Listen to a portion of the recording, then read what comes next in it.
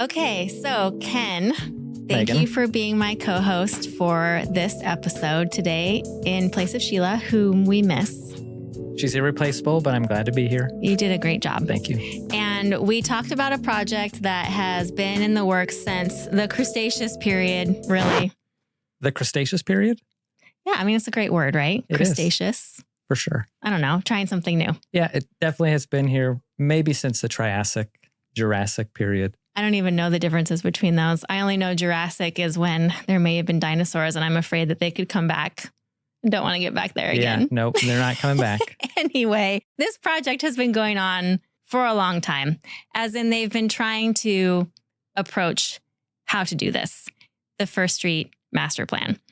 And we had a great chance to talk with Heather Thomas Murphy, the city administrator, and Nova Heaton, who is our public works director, about this project in this podcast. How do you think that it went? I think it went really well. I wasn't sure heading in how it was going to go, but I learned a lot from the two of them about the project. It was helpful for me.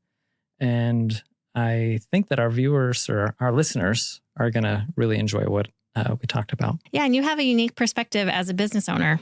So it was interesting to hear some of the things that you were asking. I felt like, oh, this is definitely more from a direct stakeholder perspective. So that was nice to actually have you here for that. Well, glad I could serve a purpose.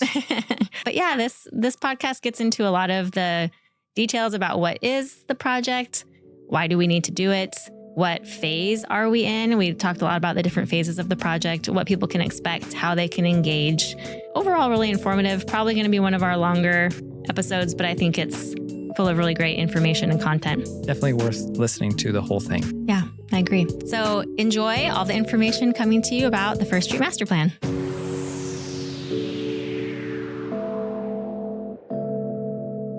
Ken. Maygen. I don't have my typical Sheila here with me, but I'm happy to have you. Oh, happy to be here. Thanks for being here. And across from us today, we have some city staff members that were so kind to share their time with us. Nova Heaton and Heather Thomas Murphy. Thank you for being here. Thank you for having us. Yeah, Ken, take it away. Sure. So, Heather, nice to have you. Maybe you could introduce yourself and your role within the city and how long you've been there.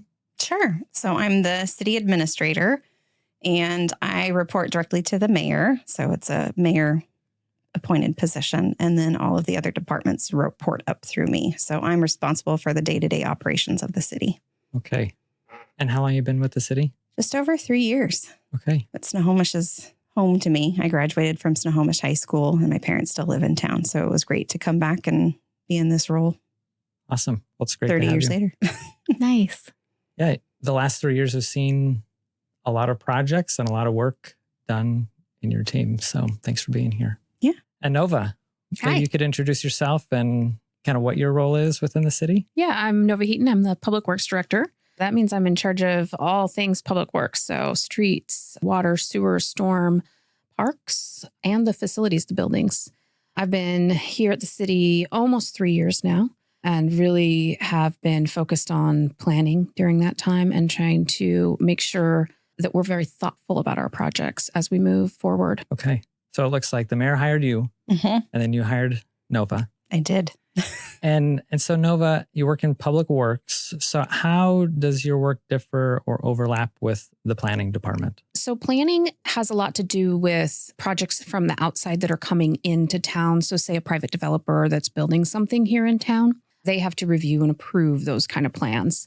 My engineering team also reviews those plans. So we are closely associated with the planning department. But public works is all about the things that are already here. So the water system under the ground, the sewer system under the ground, the streets, things like that. So when new development goes up, a lot of the times people do think that's the city, but it's not. It's a private developer. We can only control the zoning. So we say, this is zoned commercial or this is zoned residential. After that, it's up to a developer what they want to put in there, whether it be housing or a grocery store. Okay.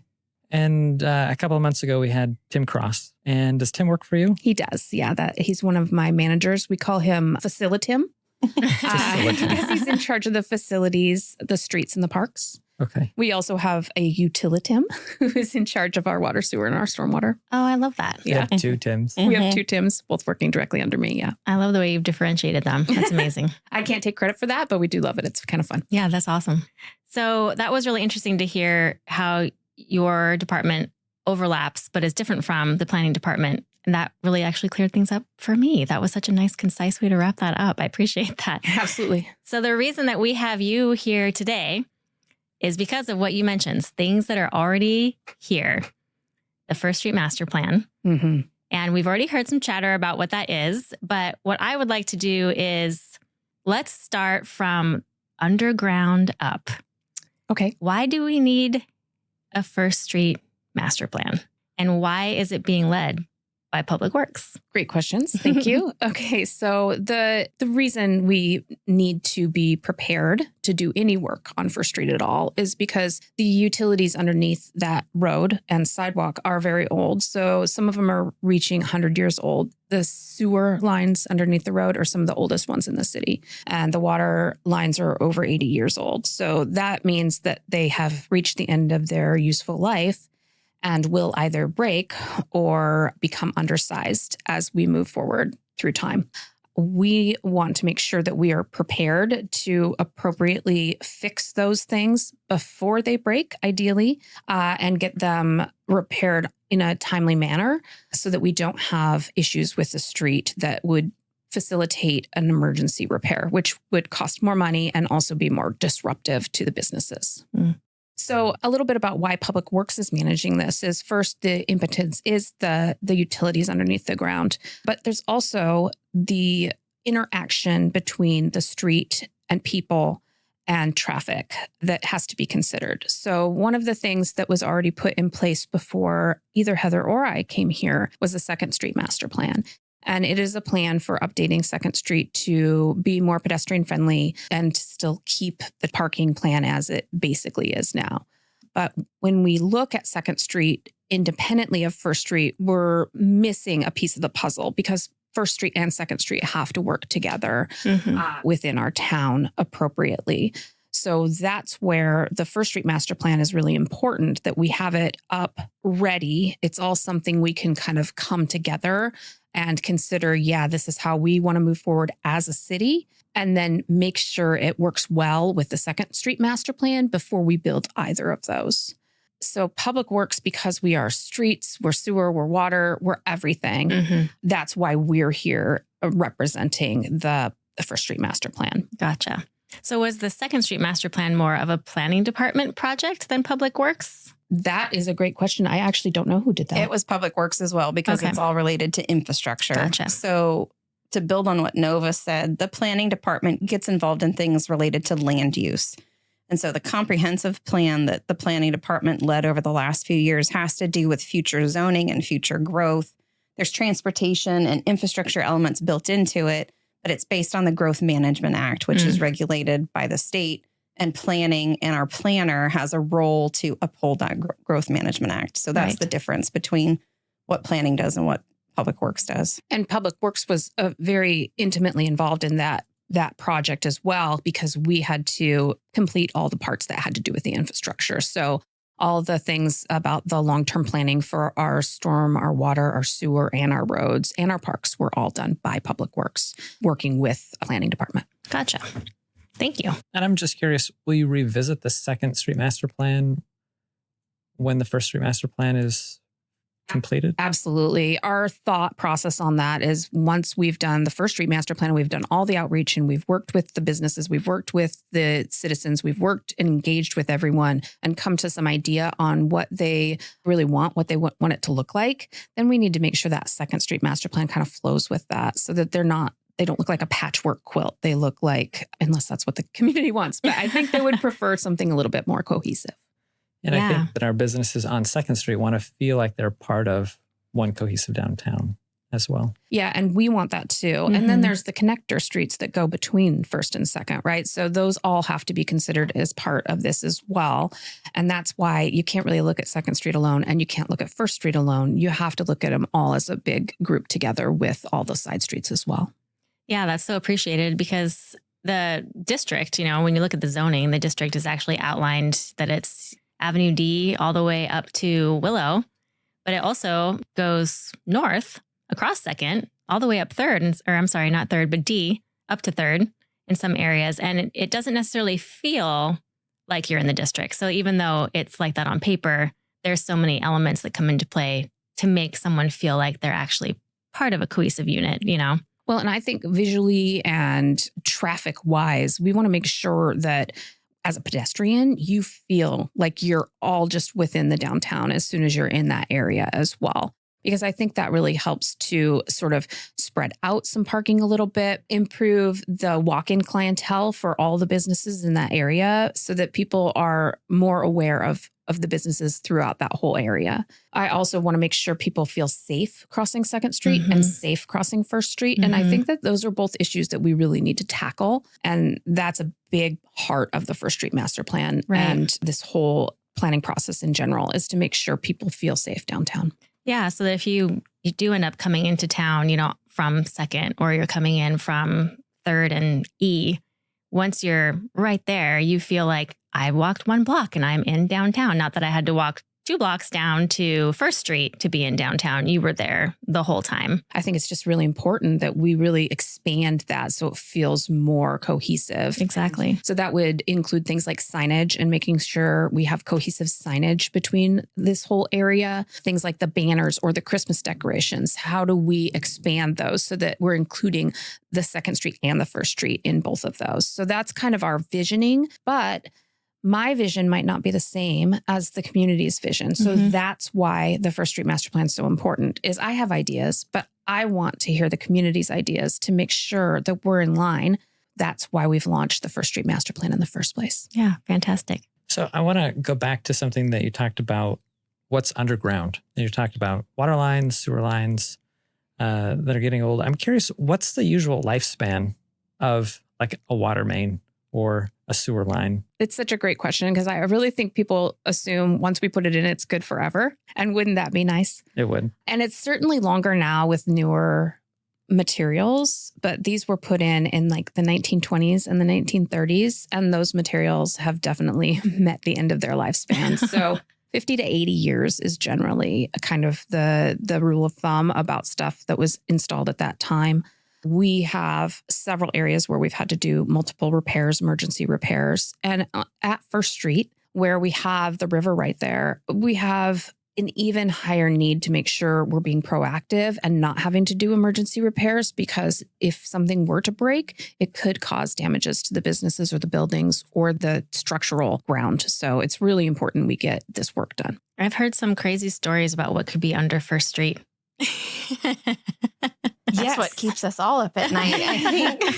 So it might be more than just the pipes. Yeah. Right? Yes, absolutely. So there are open areas we know about, and then we believe there's a lot of open areas we don't know about. And can you explain, just for the average person, what do you mean by open areas? Okay, I'm going to do the best I can. This is more of a history lesson than Are we talking like Stranger Things, the Upside Down, or maybe? I know that there were coal chutes for some of the buildings where they would have basically a trap door and they would dump the coal down in there for steam power and things like that. So those spaces still exist in some places.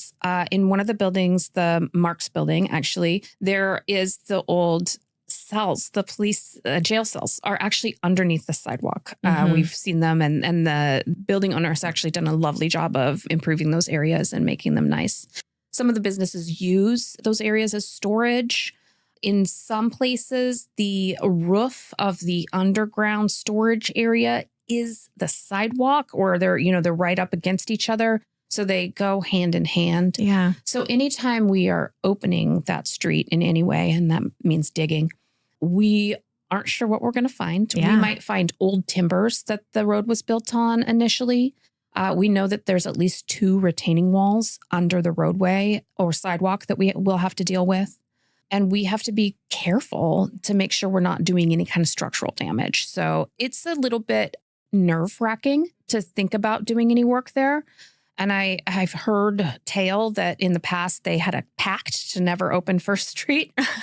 But, I'm here to say I want to make sure I'm prepared. Yeah. And that I'm not just turning a blind eye to something that could really be a problem in the future.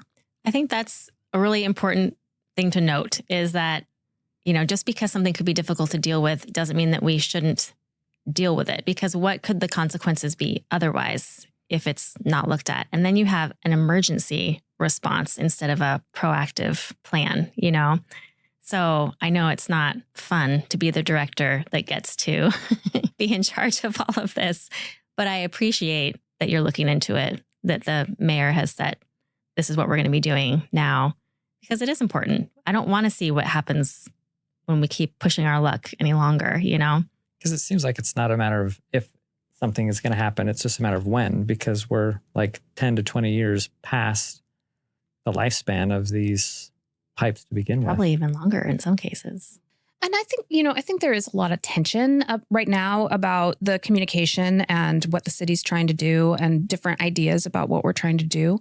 But ultimately, it's just us trying to hear from the community. And I think that there's just this sort of anticipation that we don't care. That's not really true. So actually, I do find this project fun. It's so great that we get to engage with the community and we get to work together to come up with the best solution. And I'm not saying that's easy, because there are multiple opinions of what should or shouldn't be down there. But I think it is fun. And I think it's wonderful to engage with people and hear about how they use the street, how they envision using the street, and try to think outside the box for the best way that we can meet everybody's needs.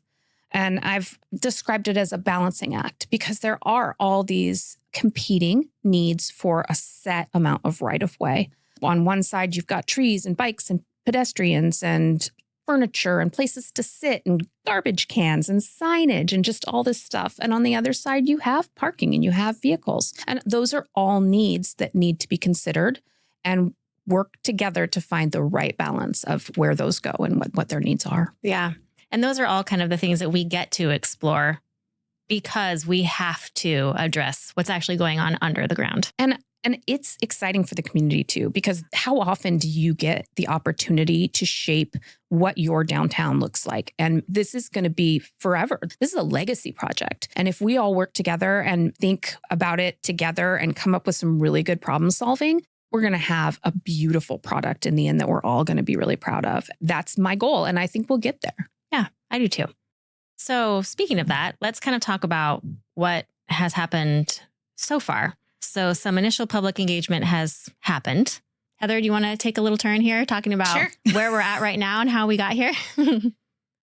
Yeah, I think, we are also growing as a city. And I don't necessarily mean that in a number of people way, but just the requirements of what the city has to meet is changing, whether that's from new laws or from new expectations of the community. And so our team is adapting to those changing needs as well. We also, with this project, social media plays a role in it. And unfortunately, rumors get out there of they hear pieces of information and then that gets shared as this is what's happening.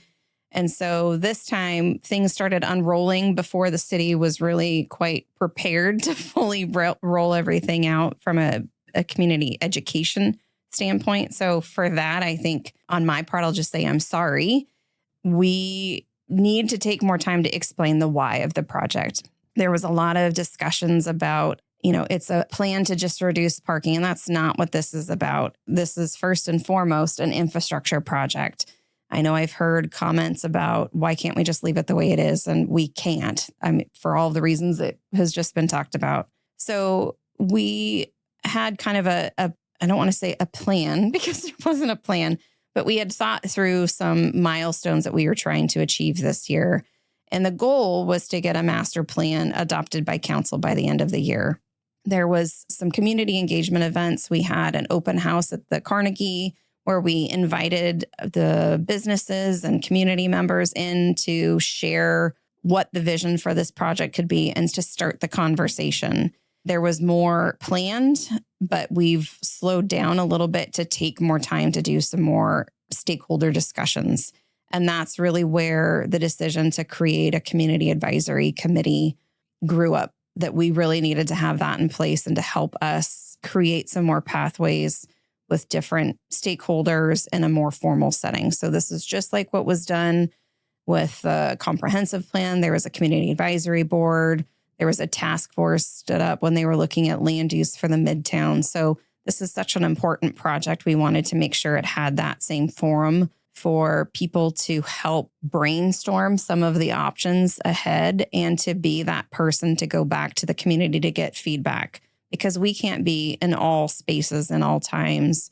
So this is why it's such a huge opportunity to have business owners, to have property owners and community members having a voice and sharing that. It's not the only forum. There will still be many other channels, whether it's surveys or more open houses as we go, community events at farmers market and different places throughout the next year to give input. But like Nova said, we really want to hear people's ideas. This is a chance to look at what isn't working as well as could be and find ways that we can improve on that. But it's not to take away from the character of Snohomish. We want to preserve that character for the next 100 years. I think this project is doing its best to try to push the bounds of, all publicity is good publicity. But I would say it's still true, because every email I get from someone who has, heard some rumors online that are, the city's just trying to take away parking or just trying to replace everything with parallel parking, is an opportunity for us to have a discussion with somebody that cares about our community. So I actually really appreciate that. And I would love to have that conversation be a little bit more following what we're actually trying to do versus what people just have kind of are scared we're going to do. I guess I think it really comes out of fear. But all those people that are engaging with us are really, they care about the downtown. They care about what's happening. And those are the people we want to talk to, and we want to talk to and get their ideas and find out what does make sense, what would work for everybody down there. I'm just curious, what's your normal response to that type of feedback as it comes in? Thank you so much for your input. We really appreciate it. And we're just at the beginning of our planning process. And we're going to be opening up for the committee, and we would love for people to participate. Also, please visit our website, because that'll have continuous information as well as opportunities for feedback. And then I explain about, it being a planning process and that we're very early on in it. But mostly it just shows that people are engaged and they want to contribute. And we want that. And those one-on-one conversations have been so helpful. One, because then we are sharing with somebody that can share with others in their groups.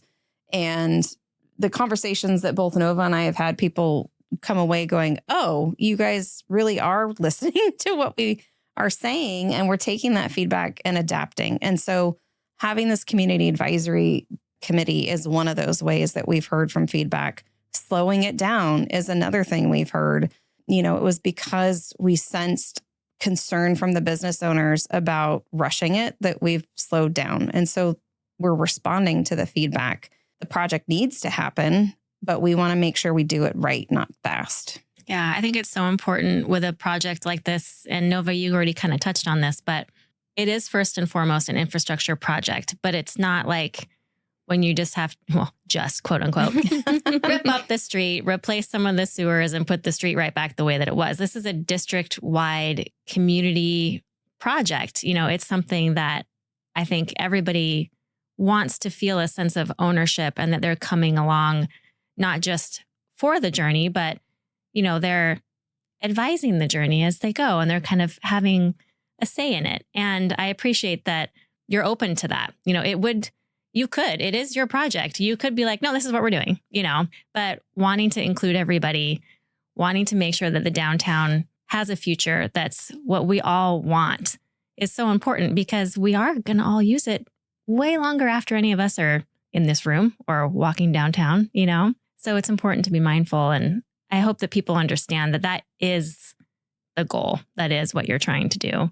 The passion for street is so apparent in things as simple as the trash cans. So when we put in those big belly trash cans, there was both favor and hatred for them in very equal measure. And so, that's where it tells you that any small thing we do really needs to be a committee kind of process so we can talk it through. And the big bellies were put in as a kind of a test to see how they worked and whether or not they improved the situation in downtown as far as garbage goes. I think they've been very positive. I think that the response has been that there's a lot less trash on the street since we've put them in. But that's a great example of the kind of thing we're going to be talking about throughout this whole thing. It's small as a trash can.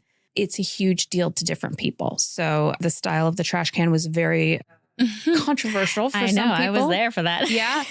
And so, do we choose the convenience of having something that compacts and helps keep trash off the streets and maybe wrap it in a historic look or something? Or do we go back to the old ones? This is the kind of question we'll be able to answer during the First Street Master Plan.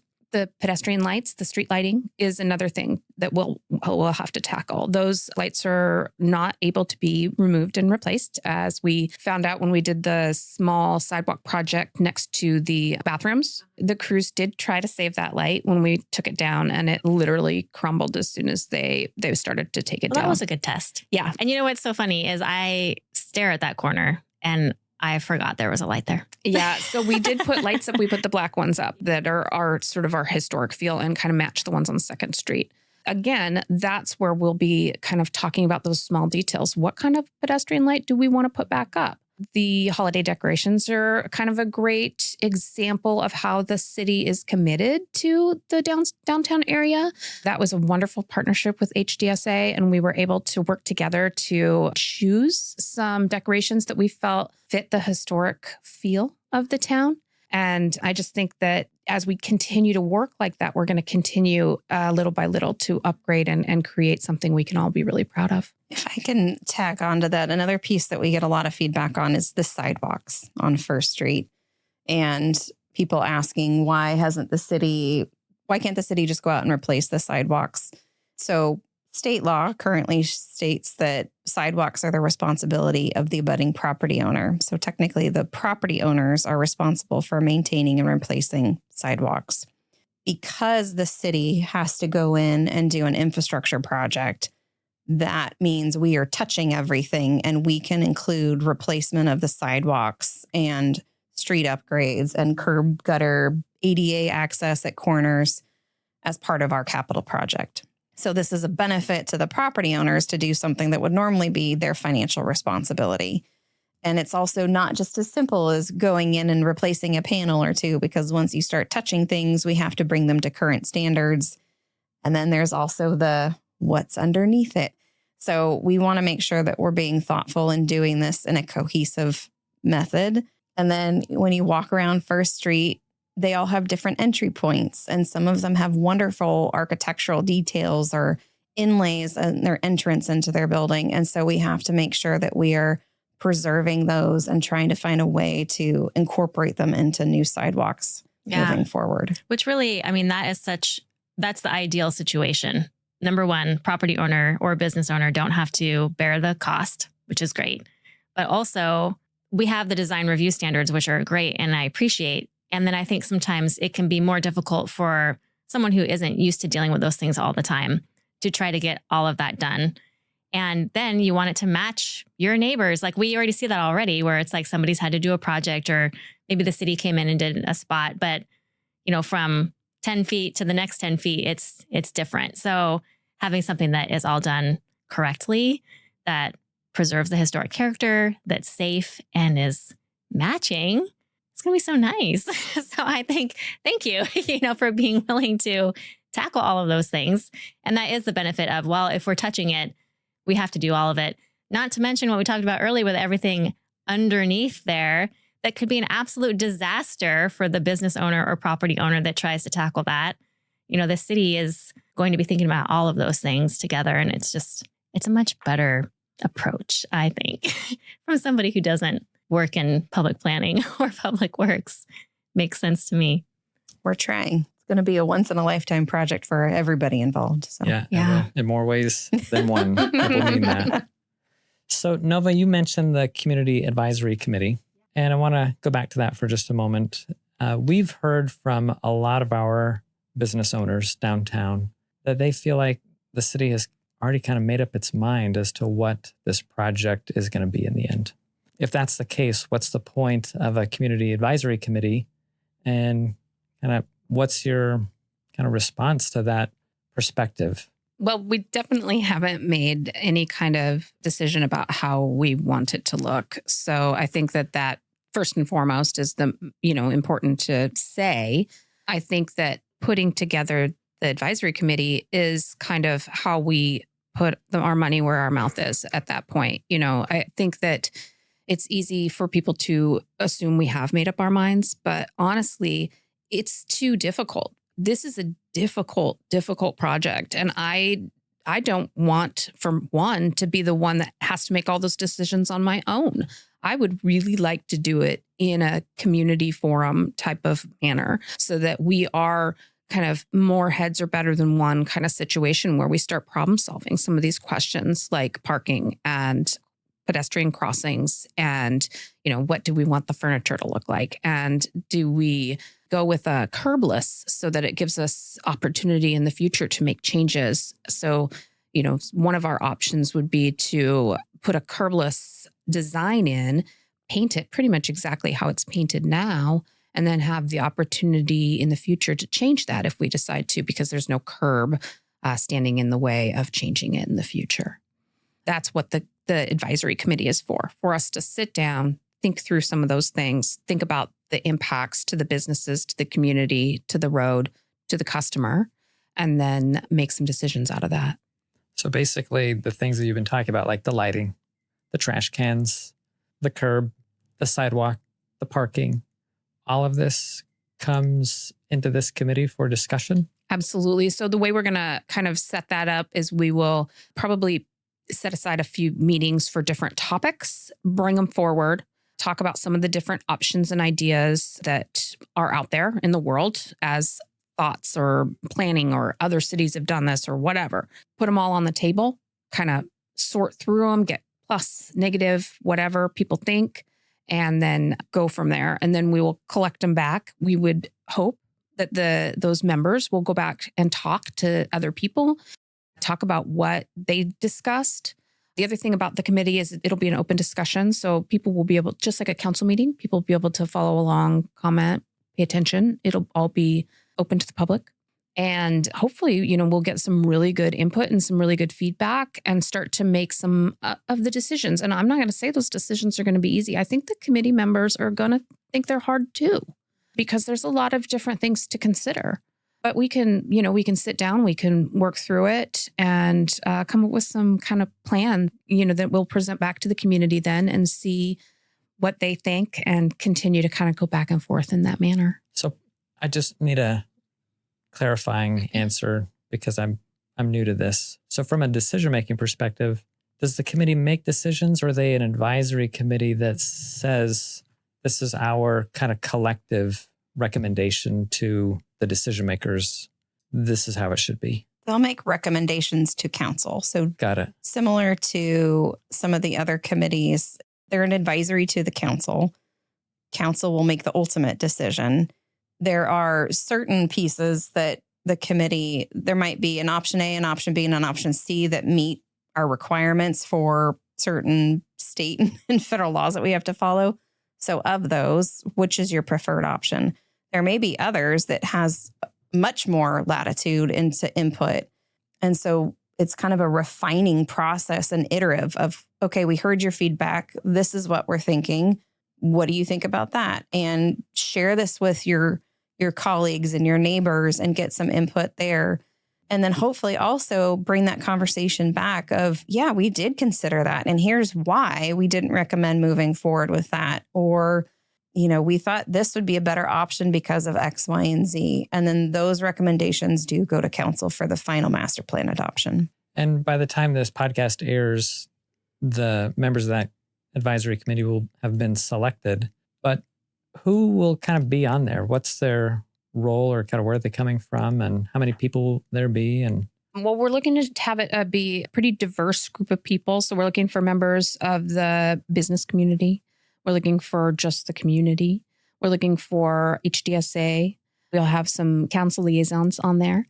And then, we want people that represent all areas of the community so that we are hearing all the different views and thoughts.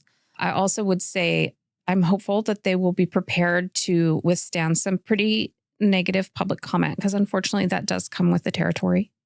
But I think that, we just really need people that are ready to have the conversations and speak their mind.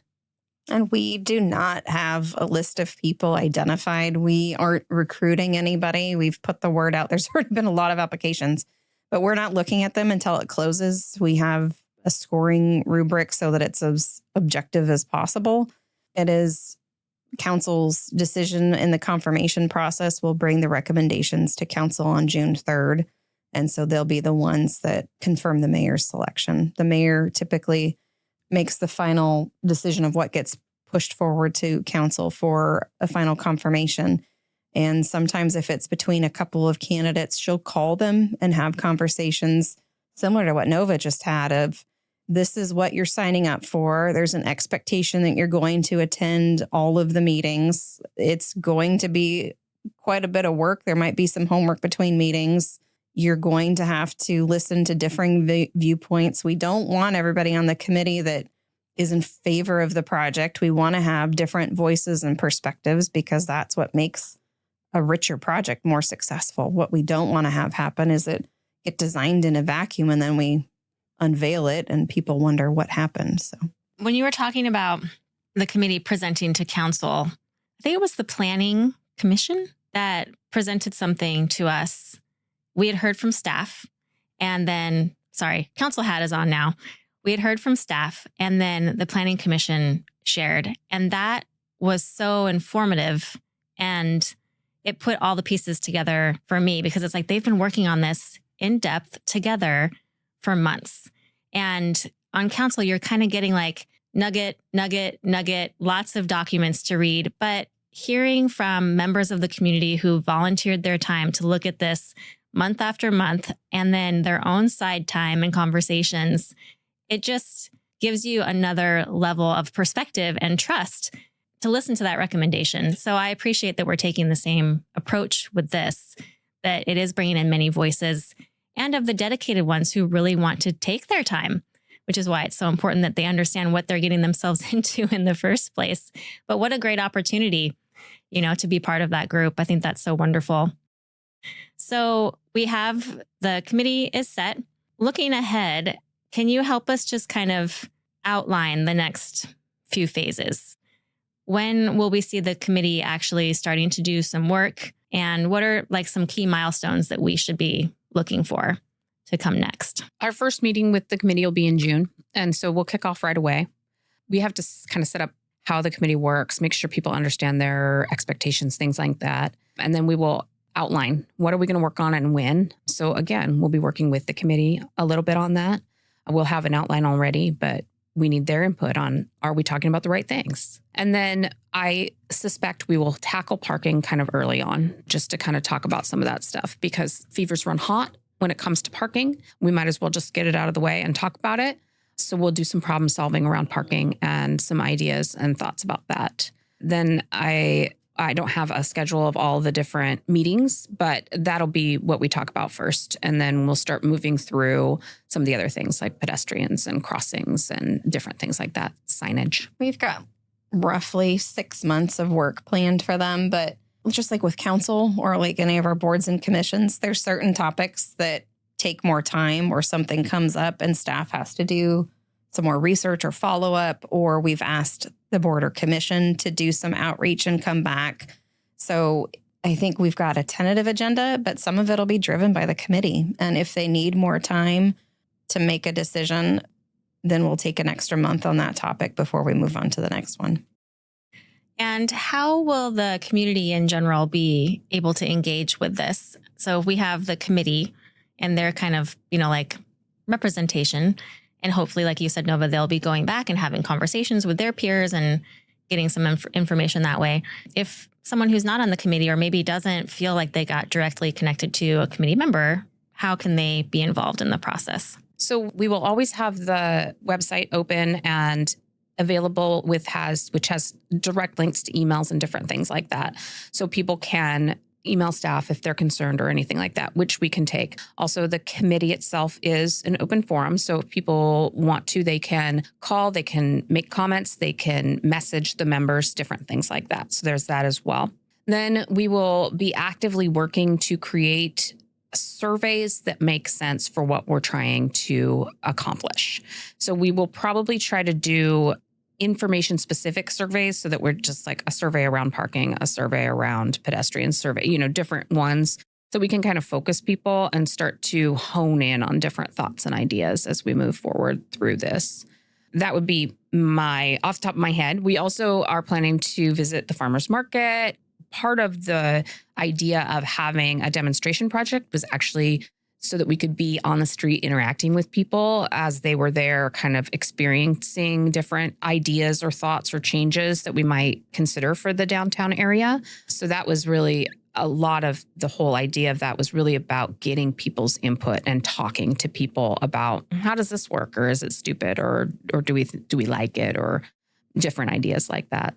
It's a long process. We have a lot of different dates and ideas about how we can engage with the community, but they can always reach out to us via email or through the website. And we are logging all the comments we get onto a thing. And then anything we can group together, we create a frequently asked question and add that to the website. Perfect. And you have a listserv program. Correct. So if somebody didn't want to have we get busy, so not having the responsibility of remembering to, I got to go back and see what's going on, they can subscribe to something specifically for First Street Master Plan. Is that not right? That is correct, yes. Okay. And is that on the First Street Master Plan webpage, or is that in a separate area of the website?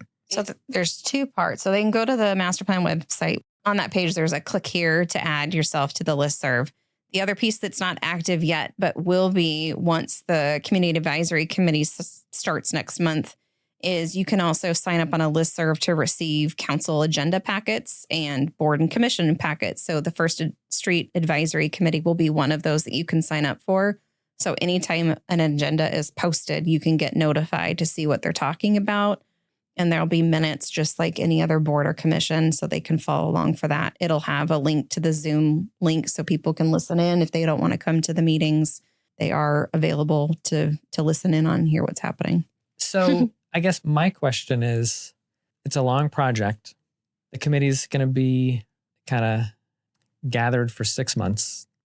People can join the committee remotely. They can join in person, even if they're not committee members, so they can take part in that way.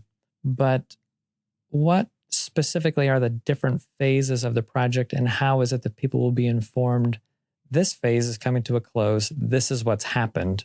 Now we're moving into this phase, because there's like the design phase, I guess, is what we're in right now. And at the end of these 6 months, will we really have a plan? Or what is it that will happen at the end of the 6 months? And what is it that gets, like, Nova, in your department, at the end, do you then take all that feedback and say, okay, this is what the committee had recommended along the way. Here is a picture of what First Street will look like. Then does that go to the mayor, and the mayor says, no, I don't like that. Let's, do this. And then the city, the mayor and staff, you guys agree that this is the plan that we want to propose to council.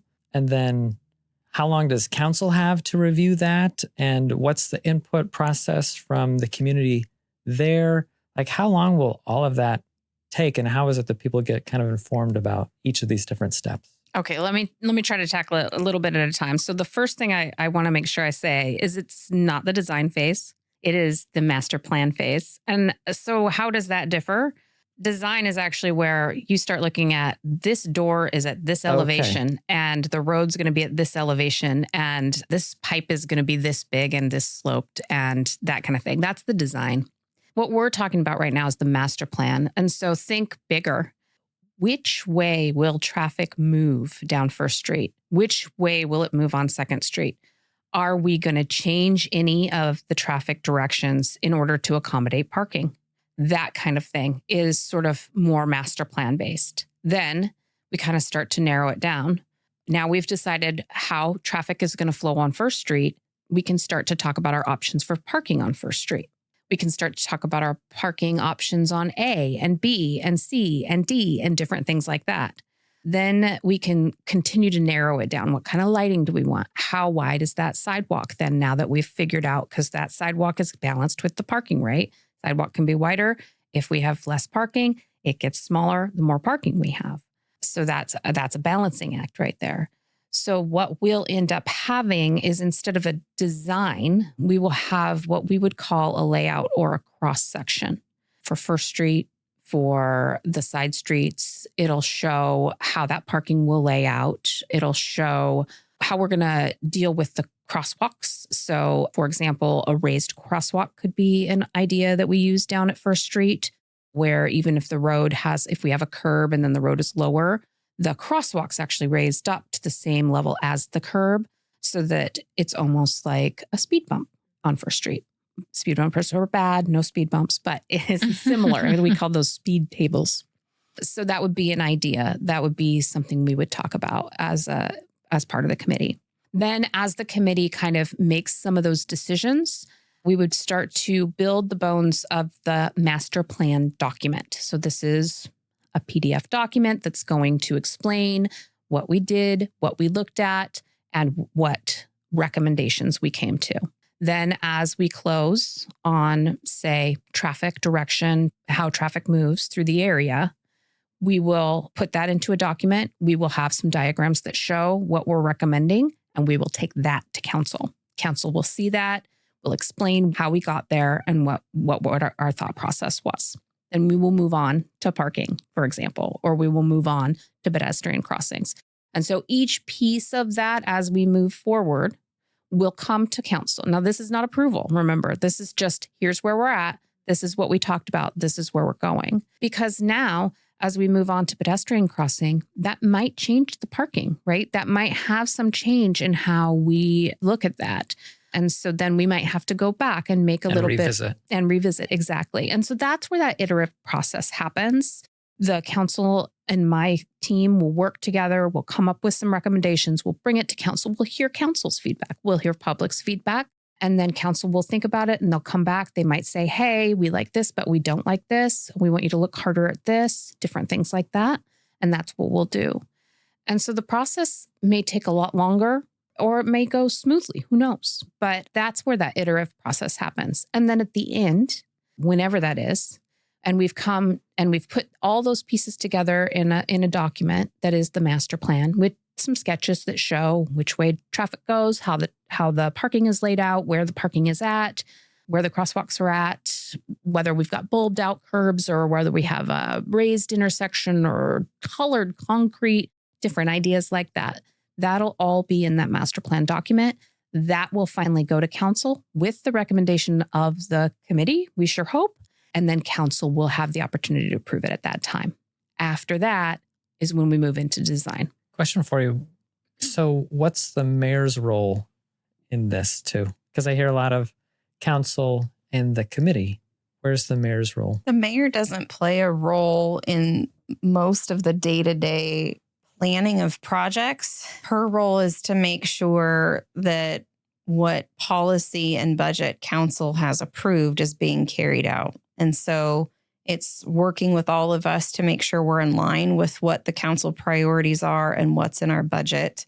She'll share feedback. So people contact her, people contact the council directly. She'll share that with us and reply back to those constituents. But she's not in there on capital projects saying the sidewalk needs to go here or don't bring me a plan unless it has this in it. It's really from kind of the 30,000 foot level of making sure it's meeting what we're required to do, that we're on budget, or that we're doing what we've committed to the community and to public. Got it. So it sounds like the mayor's role is more of a referee, if you will, in making sure that what the council had wanted is being acted upon. Mm-hmm. And that there's a process in place to make sure that the community is providing the input that's needed, whether it's in council meeting or through this advisory committee. Am I understanding that right? That's a fair representation. Yeah. Okay. And if we get stuck on trying to figure out, how to navigate competing priorities, she's also that sounding board of this is our requirement, this is what council has directed, or this is what we're obligated to do to help provide clarity in that. Or I don't know, let's go talk with council of like, here's some options. Which way do you want us to proceed if it's within the policy authority? Got it. Another example with the First Street Master Plan specifically is that, we kind of following along on a plan, and she had heard. She says, okay, I'm hearing this feedback. And so she comes back to us and says, I'm hearing this feedback that you guys have already made a decision, or you've already, you're just set on how this is going to happen. How do we kind of slow it down or change it or communicate? So she's that kind of sounding board and talking to us and helping to redirect us if she's hearing from the community that we're not meeting their expectations. She's also responsible for setting within that policy direction the priorities. And so one thing that has been front of mind in her administration is transparency and communication. And so that's, I think, a lot of what we are trying to do and continuing to do in the months ahead is finding all of those different channels, making sure that we are going to the people, not requiring the people to come to us to get the information. And I think there's also different stakeholders. And so the way we communicate will be different depending on their role in the project. Obviously, the businesses and property owners in the historic downtown will have more interaction because they are directly impacted by this project. Nova's gone out there, door-to-door visits, visiting with different property owners, and there will be more of that. There's direct letters or postcards, and we've been grateful to HDSA for giving us different vehicles so that we can communicate with those individuals directly. But we are still building ways that we can get that information out to people, whether that's our Snohomish Quarterly that comes out to people's mailboxes. We're starting a new series through our social media that'll roll out in June called Master Plan Mondays that will start to break this project into little bite-sized pieces about what are we currently working on, what's next, how can people get involved. And so that'll be something every Monday for the foreseeable future that people can rely on for the latest and greatest. There's our website. We'll have news flashes, Snohomish Tribune and the Heralds. People are covering this in different channels. So, and then there'll be more things that come along. Like Nova said, we'll be at the farmers market specifically on this a few times during the summer. There'll be more open houses and more community forums. So we're trying to get the word out to get input through multiple channels. The advisory committee is not the only way people can share their input on the project. Got it. So then at the end of this master plan process, that's when you move into the next phase. And that's correct. So like I said early on in the podcast, we'll be looking at First Street and Second Street together. We'll start breaking those up into smaller projects that make sense to be completed together. And then we'll go after funding. So projects like this that are about downtowns, that are about active, thriving, historic communities can get some very significant funding to help us move through and get it done. So I think that this is a very attractive project as far as funders are concerned. And I'm hopeful that we'll be able to get a lot of the funding from the state and the federal level to make this project really successful and beautiful. And once we're through the master plan process, there'll still be community involvement. We'll need to be starting to talk about construction sequencing. Like Nova said, as we put them into bundles or packages for construction, we still want to talk with them about what do we need to plan for during construction. So we've already had some of those conversations of how do we do either block by block or half streets? What's the least impactful to businesses? What do we need to plan for as some of this funding? Are we planning for a shuttle so that we can help people park somewhere else and shuttle them into town during construction? And then there's also planned improvements before we even get to, when people think of First Street, it's between Avenue D and Cedar, essentially. But there's more parts of First Street that are part of this project. And it goes all the way up past our public works shop to Avenue J, and it goes all the way down to Lincoln. And so we are already planning on doing some parking and road improvements west of Avenue D so that we can add that capacity and add more parking before we get into the downtown core. And then we're also looking at what are things that we can do to mitigate the impact during construction. And that's where we, again, need feedback. What is keeping you up at night knowing about this project, and how can we work together to solve those problems? Yeah, as a business owner, that's on my mind, and I'm sure it's on the mind of all other business owners downtown, is, making sure that we can thrive during the implementation of this project later on. And that's absolutely critical. I think the key to that will be making sure we're doing things in small bites so that as we are having to close down sections of the street, we still have pedestrian accessibility in within a half a block range, right? So making sure we're doing things in small enough bites so that you're not really walking any farther than you would have been walking on a regular day on First Street. And it might be things like talking about alternative construction times or what's least impactful. Do we do more stuff in the morning and then kind of tie things up for a little bit? So these are all conversations that we need to have over the coming months. And I just want to be clear, this is not breaking ground next year. I think that's another fear people have, is that we're starting construction in 6 months. That's not the case. Like Nova talked about, any of our capital projects going from the preliminary study or a master plan to final design and bidding for a project can take years. It's a priority project because we need to get it done, and we want to get it done before we have a break or an emergency where we're spending time and money and having an impact on businesses. But it's going to take a while before we can start constructing anything. And just helping people understand that the master plan process is about these conversations. It is about this. It's not about construction. It's about how do we plan ahead to make sure that we're thinking it through before we cut anything, scoop any dirt, or replace any pipes. Yeah, I sometimes get frustrated with government because I feel like it moves at glacial speeds. But projects like this, you're thankful for that because you do want to be intentional and have time to digest and then plan the next part and prepare. So I appreciate that you guys are being so mindful. Well, thank you for sharing all of that. And thank you for being willing to keep having conversations and for letting HDSA kind of be this conduit for you, a connecting point to the community. It's not just the businesses that are down here. It's people that visit, people that live here. And we just appreciate being a partner with you.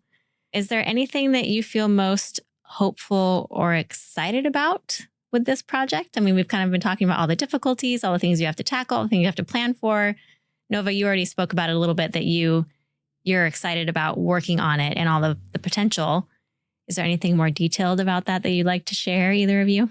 Well, I will say right off the bat, having those sidewalks replaced would be You took my answer. would be wonderful. Yeah, you need a mountain bike in places. It is rough, and it's high on my priority list. In addition, improved pedestrian visibility is really important to me. I drive that street a lot, and people really feel like they pop out from behind cars. And I think that is something we should definitely look at and say, how do we fix this? And for me, that's one of the biggest driving forces of the master plan is my own experience on First Street as a driver and as a pedestrian, and that those two do conflict. And I would love to solve that problem.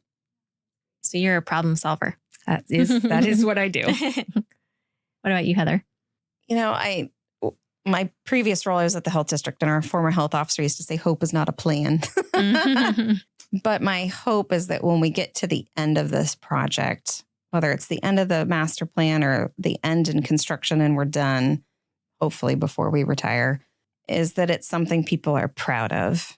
And I think it can be that. I think there's so many opportunities that we've talked about today that we're preserving the legacy of Snohomish and historic downtown. That is our ultimate goal, and making sure that it can continue thriving and surviving into the future.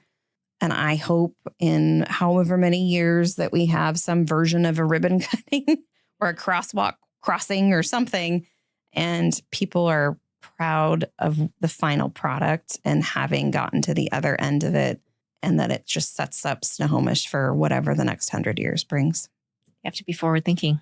Maybe I can add something. Please do. Yeah, what I hope. Yeah, go ahead. I'm excited with the prospect of a single cohesive downtown, because as it's already been mentioned, you don't really feel like you've entered downtown until you've come past 2nd Street. And the people on the side streets, even those businesses, they struggle to feel like they're part of downtown as well. And I've heard that from a number of business owners. And I'm excited with the possibility of creating a downtown experience that goes really from beyond D to beyond Cedar, from 1st, beyond 2nd Street. And so that's one thing that I am excited about. I'm excited about the prospect of creating a downtown that invites more and more people to come and visit, that encourages people to stay longer and longer, and have an experience that extends maybe even beyond a day, but a downtown that when anybody and everybody sees it, they say, this was an amazing place to come. And that's what I think this is an opportunity for this project to be, is really transformational while also preserving the beauty, the charm, the history, everything unique and special about this place. It's exciting to think about what that could be. Well said. I know. I was going to say ditto. Well, we're going to close up, and we have to ask you our closing question. I don't know if you've listened to the podcast before, so you might know what it is. But if you would please describe your perfect day in downtown Snohomish, what does that look like? So I am totally a connoisseur of wonderful foods, wonderful wine, and also some great clothes. So I have several places I love to visit in downtown Snohomish. I am a customer as well as an employee here. So my perfect day starts with a cup of coffee at Proper Joe's. And then I'm going to do some shopping at Tammy's Boutique, because that is actually where I get most of my work clothes. Love the clothes there. She's got good stuff. Yes, she does. I am going to have some sort of pie at the Pie Dive Bar, not the sweet kind, the savory kind, because oh my gosh, those pies are delicious. Do you have a favorite? I think it is the classic, like it's the steak one. That's what it's like, steak and potato. Love that one. And then I have to go get cookies from the Pie Bakery for my husband, because he is crazy about their cookies. And is always asking me to bring cookies home for him. He loves those. In fact, on his parking pass, he works at a high school, and he's got a little parking pass. On the back of that has a Snohomish Pie Company sticker. Oh, that's awesome. That I renew every year, because the pass gets, you get a new pass every year. So you have to get a new sticker for it so every year. I get a new sticker every year. Nice It's the sticker from their bags. And then I am going to visit the plant shop, because for those of you who have ever been to my office, I have a lot of plants in my office. So I'm going to probably pick up a new plant, and I'm going to go to the Snohomish Coffee Company and get a second coffee. And then I'm going to finish my day at Blanc and Rouge, because I am actually a member there. So that was a long answer. No, that's a great answer. Sounds like That's a great answer. Yeah. There's no work. Do you notice there was no work actually in there? Oops. You're allowed to have no work There in was your no perfect First day. Street master plan in that perfect day. That's a good one. I think it just depends. My family and I, we love to come down for the parades. And then after, it's always, okay, which place are we going to go eat at? But I've also been promising my daughter that one day we'd spend an afternoon and actually go to all of the stores that look so cute and want to do some more shopping. So I think that might be her birthday present coming up here soon. But Pie Dive Bar is a family favorite. Mine's the Thanksgiving pie and the coconut cream pie. It's just amazing. And then ideally, it would also be a farmer's market day, because we love just to stop and shop and see what they have there and bring home some flowers, and stop at Green Bakery. That's also a family favorite in our house. They did our wedding cakes for our weddings. So we have to get something from Green all the time. There's just so many great things. I think you could have a perfect day in Snohomish every day and change it up. I like really that. That could be one of our new taglines. Perfect day in Snohomish every day. Definitely every sunny day. My goodness, the people come out on the sunny days. It's amazing. Yeah, there's so many great things about Snohomish. And thank you for contributing to that. I mean, especially Nova. I mean, Public Works is such an unseen thing, but we're so grateful that it runs the way it needs to run so that we don't ever have to think about it. And those things do contribute to the experience that we have. And it takes so many people doing their jobs, doing their volunteer work, whatever it is, whatever way we're contributing. Really, that's what gives us the end result of our perfect day in Snohomish. So thank you for everything that you two do. Thank you for giving us your afternoon right before you get to go to council and share some more. So I appreciate you giving some of your bandwidth to us today and just appreciate you in general. Thank you. Thanks. Thank you very much. Yeah. It's an important Thank you for being project, here. and we're excited to partner with you guys on it.